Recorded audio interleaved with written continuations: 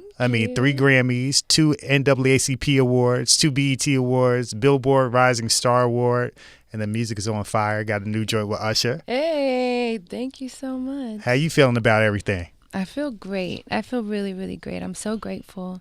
I'm so eager to put new music out, so I'm excited to be doing this. And just I want to keep it going, you know, keep rising, keep elevating. You're definitely doing that. Talk to me about the new song. First and foremost, how'd you come up with the title, SOS, Sex on Sight? You know, it was a verse lyric, actually. So the verse says, I need that SOS, sex on sight, baby, it's urgent. And I really wanted to just allude to the fact that, like in a natural disaster, or like rainfall, it's like you need to be rescued urgently, but also with the elements, I feel like you can correlate that to, you know, sensuality and romance. So it just felt like a good title, and I wanted it to be something that when people are ready for that thing, they can just text SOS and their partner will know what's up. So I thought it was cool. I might need to try that with my girl. Yeah, once she knows what it's called, just send her the SOS emoji and she'd be like, I'm on my way.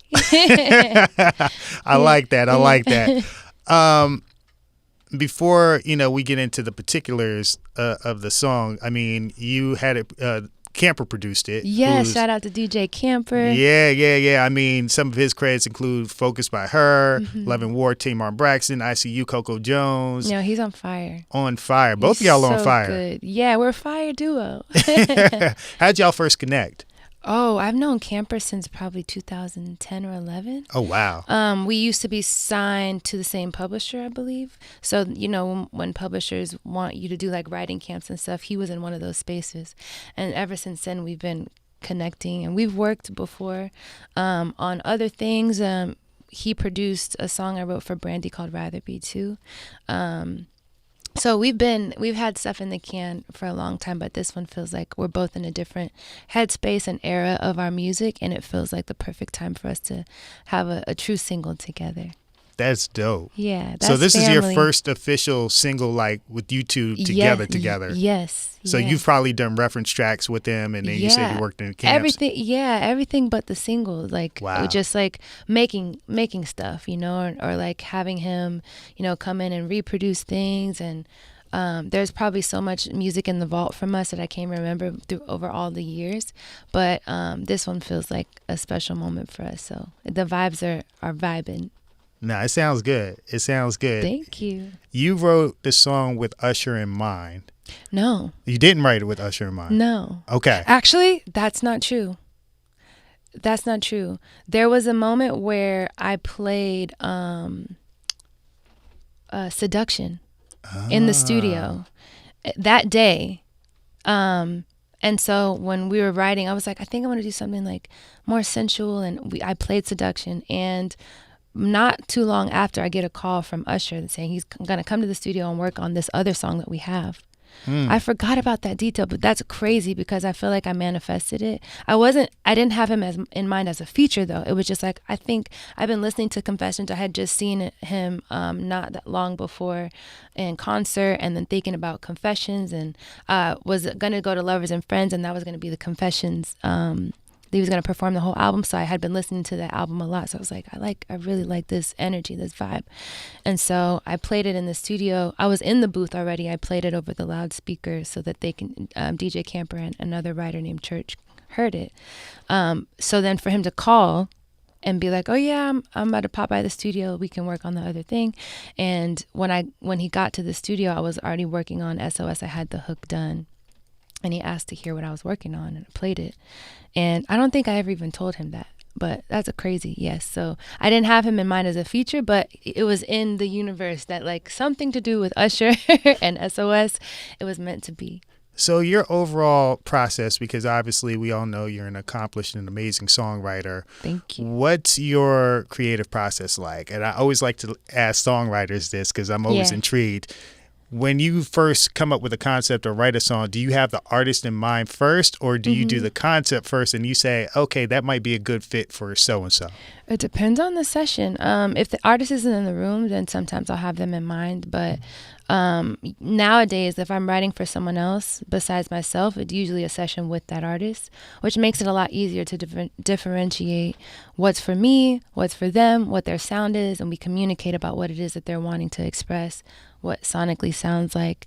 But early on, when I was early days working for Camper and like other producers, just in sessions all the time, it was like we just imagined, like, what if Bieber said this, or like, what if Katy Perry? It could be like random, and labels used to send out this list called the Who's Looking list, and you just go down and say, like, you know, maybe this song sounds like this, just making stuff up and trying to manifest it and guess and see if it can get to that artist. But I think nowadays it's a bit easier to have direct relationships with the artist, because I know as for myself, like, it's less likely for me to take a record directly from my label. It's more likely for me to take a record or work on something that's from my friends or from a producer I already know. Like, so it makes sense now why some of those records never made it to the artist. So, but yeah, it can go either way for me.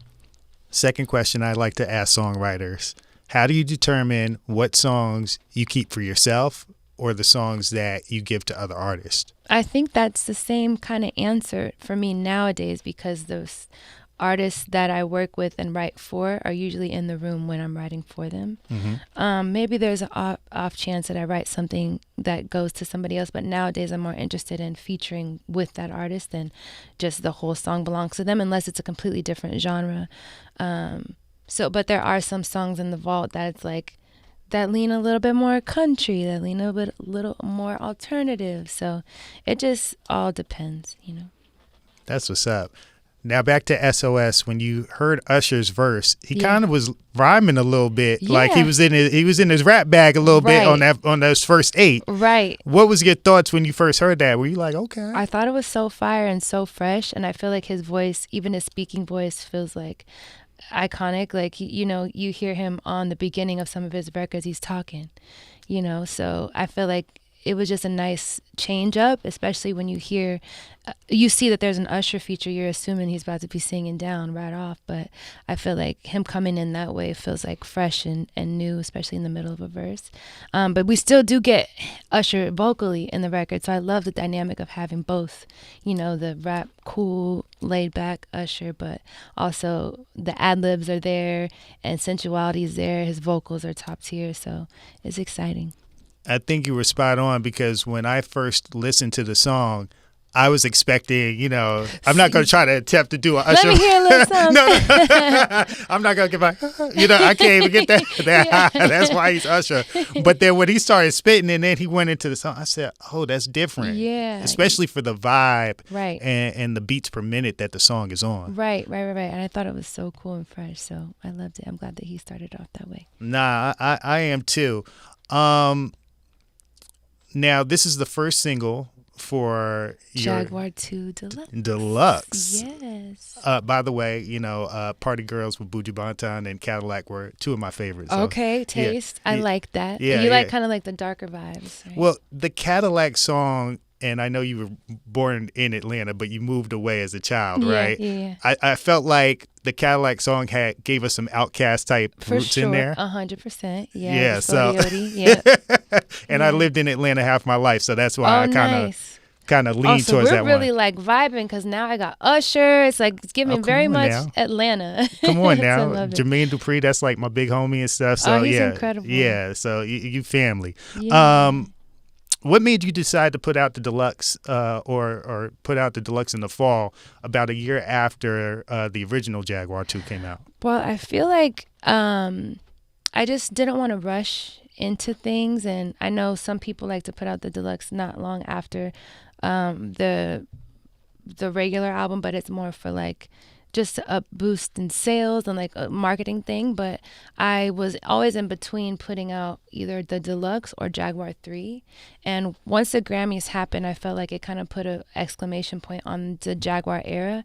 And I thought maybe I shouldn't reopen the can and touch touch Jaguar again, because I feel like that was such a grand finale for the Jaguar era. So, but I did have songs that still feel like it's in the world of Jaguar 2 and Jaguar 1. So I wanted to make sure that they are out in the world, because if I don't put it out now, probably not coming back around to them. So I also know that my fans really appreciate the fact that I don't move on as so quickly, like just kind of flash in the pan things. And I want to give songs that they like life. So that's why I ended up doing the All Right music video, even though it had come out like 9 months prior, you know. So that's what the deluxe is. It's very much like a parade to kind of close out the chapter of Jaguar 2. I like that you slow cook the meal. Yeah. I tell people all the time, don't put something in the microwave that belongs in the oven. Right. That's cool. So I feel like you're definitely embodying that. What can we expect from the deluxe? Don't give us too much, you know. Don't give it all away. But what can we expect on the deluxe that maybe we didn't get on the original? I think, well, the features. There's another feature on the deluxe. Ooh. That I feel like is a really fun and awesome feature. There's a little bit of tempo on one of the songs as well that feels like sonically a little bit different. And then there's also something that's very sentimental. Songs are very sentimental. There's also a dust of comedy, like tiniest bit, like a little sprinkle of it. So it's still giving the same fabric as Jaguar 2, which is why I feel like it's the deluxe, but just some different music, you know. Absolutely. Well, super happy for you. Congratulations again on all the success and just, your future endeavors and Jaguar 2, the deluxe. Hey, thank you so much. Absolutely. Keep doing your thing and be safe, okay? You too. Thank you.